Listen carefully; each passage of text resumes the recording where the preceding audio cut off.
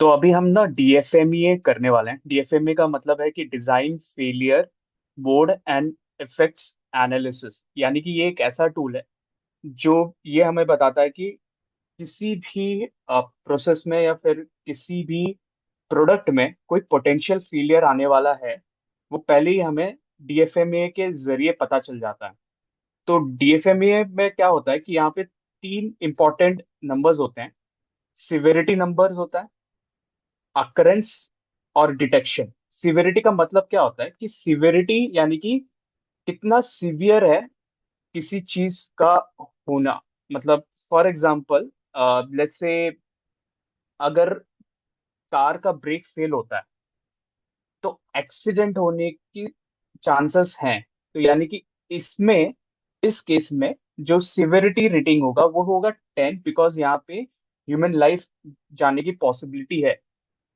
और वैसे ही अगर मैं अकरेंस की बात करूं, तो अकरेंस का मतलब होता है कि कितनी बार वो फेलियर रिपीट होगा किसी प्रोडक्ट में, वो अकरेंस होता है। और डिटेक्शन हमारे पास क्या मैकेनिज्म है कि वो जो भी सिविरिटी हो वो अकर ना हो, उसको डिटेक्ट करने के लिए हमारे पास क्या क्या मैकेनिज्म या मेथड्स हैं। ये तीनों को जब आप मल्टीप्लाई करोगे ना, यहाँ पे आता है रिस्क प्रायोरिटी नंबर, आरपीएन। तो डीएफएमई में क्या किया जाता है, किसी भी प्रोडक्ट को लेकर जो भी मैन्युफैक्चरर होता है वो क्या करता है, उस प्रोडक्ट का डीएफएमईए करता है और ये पता लगाने की कोशिश करता है कि उसके अंदर में उसके किसी भी पार्ट्स का अगर फेलियर होता है, या फेल होता है, तो उसका इफेक्ट क्या होगा। तो इससे पता चलता है कि उसकी सिविरिटी रेट क्या है।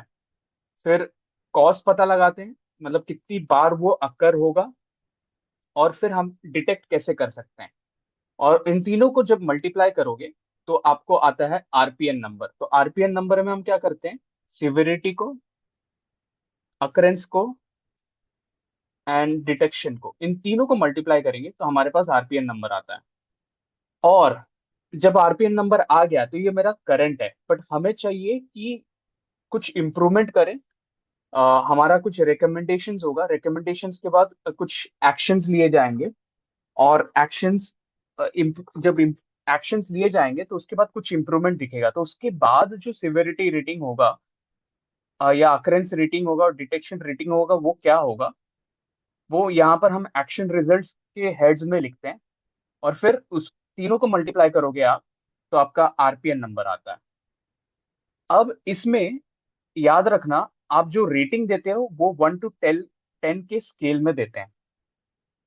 और एक और बहुत इंपॉर्टेंट पॉइंट यहाँ पर, जो सिविरिटी नंबर होता है, आपने एक्शन ले भी लिया है तो सिविरिटी नंबर मोस्टली सेम होता है।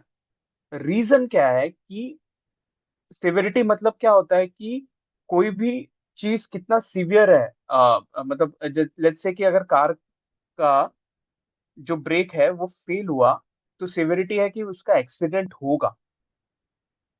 अकरेंस और डिटेक्शन ये बताता है कि कितनी बार होगा और कैसे हम उसको डिटेक्ट कर सकते हैं ना होने से। तो सिविरिटी को रोकना इजी नहीं है, उसीलिए वो उसका नेचर चेंज नहीं होता, किसी इफेक्ट का जो जो जो रिजल्ट आता है वो चेंज नहीं होगा। फॉर दैट रीजन सिविरिटी जो नंबर होता है वो चेंज नहीं होता, बट अकरेंस और डिटेक्शन का नंबर चेंज हो सकता है। तो 1 to 10 के स्केल में जब मैं 9 और 10 की बात करता हूँ तो बहुत ही सीवियर है। उससे थोड़ा सा नीचे आते हैं, थोड़ा सा सीवियर है, मतलब थोड़ा सा जैसे अगर सिविरिटी रेटिंग में बात करें तो सिविरिटी का 1 to 10 में 9 और 10 बहुत सीवियर है। अगर मैं 7 to 8 की बात करूँ तो लेस, मतलब सीवियर है, बट नॉट दैट मच जो 9 to 10 के बीच में होगा। और वैसे ही जब आप नीचे जाएंगे तो उसकी सिविरिटी कम हो जाएगी। वैसे ही अकरेंस का होता है और वैसे ही डिटेक्शन का होता है। 1 to 10 के स्केल में ही इसको, अ, इसके नंबर्स लिखे जाते हैं। अब जैसे कि आप कोई भी प्रोडक्ट ले लो, यहाँ पे हमने केटल लिया। केटल जैसे आपने इसको देखा होगा, ये अक्सर चाय पानी गर्म करने के लिए यूज किया जाता है। इस प्रोडक्ट को अब हम समझने वाले हैं कि ये यहाँ पर है ये प्रोडक्ट। ठीक है, इसको हम देखेंगे और समझेंगे कि अगर इसमें फेलियर होगा तो किस तरह से फेलियर हो सकता है। तो यहाँ पर जैसे फर्स्ट है रिक्वायरमेंट, उसके पहले आते हैं फंक्शन। तो हीटिंग एलिमेंट इसके अंदर में होता है, केटल के अंदर। तो इसका जो रिक्वायरमेंट है वो है to boil water within 5 minutes. इसका potential failure mode, elements do not heat, मतलब इसके अंदर में जो एक एलिमेंट है वो हीट नहीं होगा। इसका पोटेंशियल फेलियर, पोटेंशियल इफेक्ट क्या है, मतलब अगर ये एलिमेंट अगर हीट नहीं हुआ, इसका हीटिंग एलिमेंट का काम क्या है कि उसके अंदर में जो पानी है वो पानी को गर्म करे। अगर वो हीट नहीं हुआ तो इसमें क्या हो सकता है कि पानी गर्म नहीं होगा, पहला उसका इफेक्ट ये है।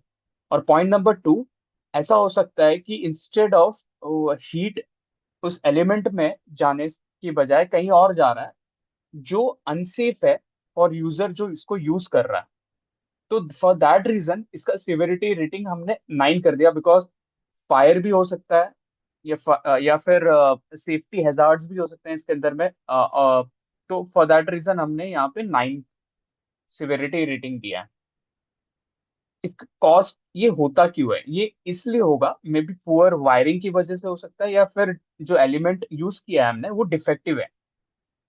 अब इसके लिए कंट्रोल क्या करना है, तो इसको टेस्टिंग या इंस्पेक्शन करना पड़ेगा प्रोडक्शन प्रोसेस के टाइम पे ही। तो इससे ये वाला जो पोटेंशियल फेलियर है वो नहीं होगा। और ये इसका अकरेंस मतलब होने की पॉसिबिलिटी कितनी है, उसी कम है, उसीलिए हमने 3 नंबर यहाँ पर लिखा है। मतलब ये यूजुअली नहीं होगा, पर होगा तो इसका अकरेंस कम है।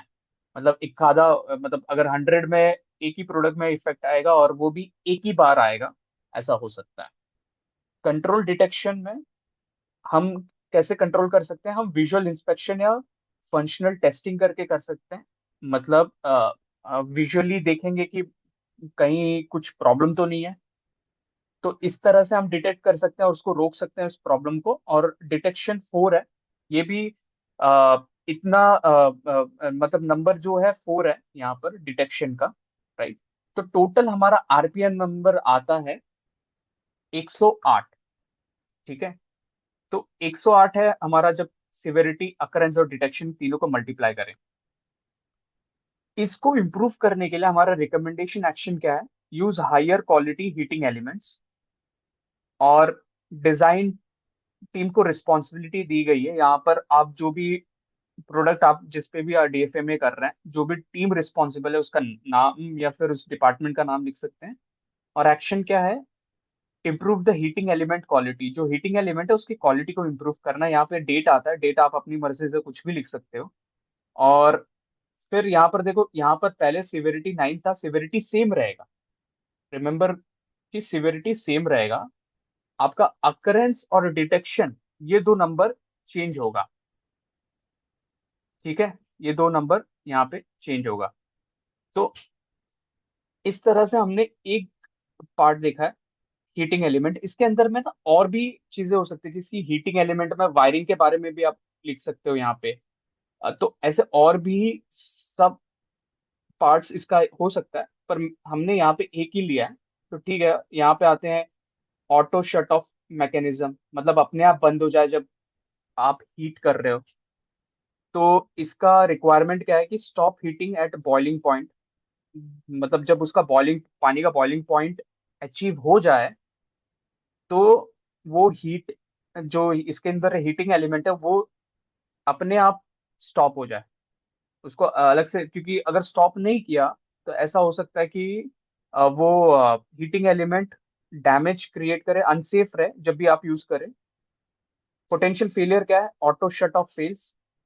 पोटेंशियल, इसका इफेक्ट क्या है, मतलब जो ऑटो शट ऑफ है ना, यहाँ पर ऑटो शट ऑफ का मतलब है, सॉरी, कि पानी आप जब गर्म करते हो तो जो उसके अंदर में लेट्स से हीटर होता है, एलिमेंट होता है हीटिंग एलिमेंट, वो अपने आप बंद हो जाए जब एक बॉइलिंग पॉइंट टेम्परेचर अचीव हो जाए।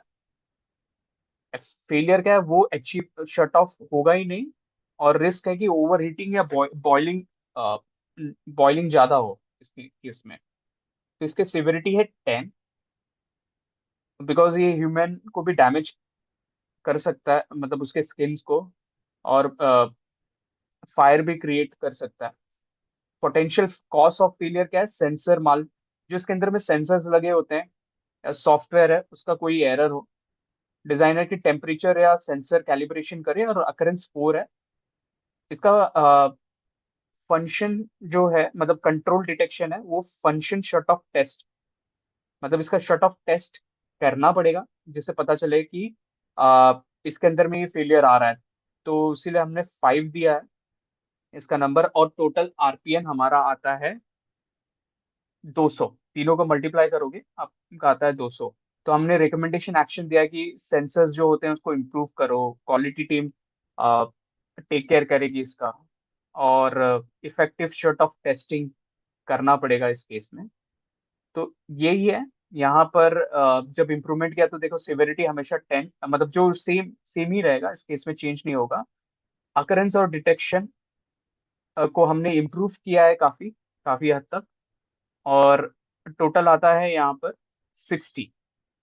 ठीक है, तो ये आता है 60,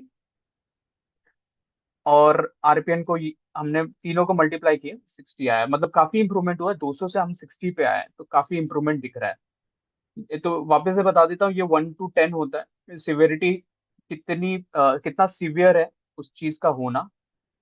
अकरेंस मतलब कितनी बार होगा, अगर 1 to 10 है तो, जैसे अगर 9 to 10 है तो बहुत फ्रिक्वेंटली हो रहा है, 7 to 8 है तो फ्रिक्वेंटली है, 4 to 6 है तो ओकेशनली हो रहा है, और 2 to 3 है तो रेयरली हो रहा है, या 1 है तो एक्सट्रीमली अनलाइक इवेंट है वैसा। और वही अगर मैं डिटेक्शन की बात करूँ तो 1 to 10 में, तो जैसे 9 to 10 है तो फेलियर, फेलियर है, मतलब इसमें फेलियर सबसे ज्यादा है इस केस में। डिटेक्शन नहीं किया जा रहा है, नो इंस्पेक्शन और डिटेक्शन पॉसिबल है। 7 to 8 का मतलब होता है कि लो लाइक्लीहुड है इसके अंदर में। 4 to 6 मॉडरेट है, मॉडरेट लाइक्लीहुड ऑफ डिटेक्शन, मतलब विजुअल इंस्पेक्शन से भी काम हो जाएगा। 2 to 3 में क्या होता है कि जैसे quality inspection, frequent quality inspection किया जाता है तो हाईली लाइक्लीहुड ऑफ डिटेक्शन है। और 1 में ऑलमोस्ट सर्टेन डिटेक्शन, तो automatic system catches all the defect इसके अंदर अगर 1 रहा तो। ठीक है, इसी तरह से आप बाकी के जितने भी पॉइंट्स है, फंक्शंस है, जैसे पावर कॉर्ड कनेक्शन है, या लिड लॉक मैकेनिज्म है, या वाटर लेवल इंडिकेटर्स हैं, वो इसी तरह से सॉल्व किए हैं। तो आई होप डीएफए में क्लियर है कि क्या है। बहुत सिंपल है, कोई भी प्रोडक्ट आप उठाओ, उस प्रोडक्ट या कोई भी मैन्युफैक्चरर है, कोई भी प्रोडक्ट बना रहा है तो वो डीएफए में कर सकता है। अभी एग्जिस्टिंग में क्या प्रॉब्लम्स हैं, किस चीज की वजह से प्रॉब्लम हो सकता है, और फ्यूचर में वो चीज ना हो इसीलिए क्या इम्प्रूवमेंट किया जा सकता है, यहाँ पर ये डीएफए में किया जा रहा है। आई होप ये क्लियर है सबको, राइट? तो दैट्स इट, ये था डीएफए में। और बाकी के टॉपिक्स के लिए हम जल्दी ही आएंगे। ठीक है, थैंक यू।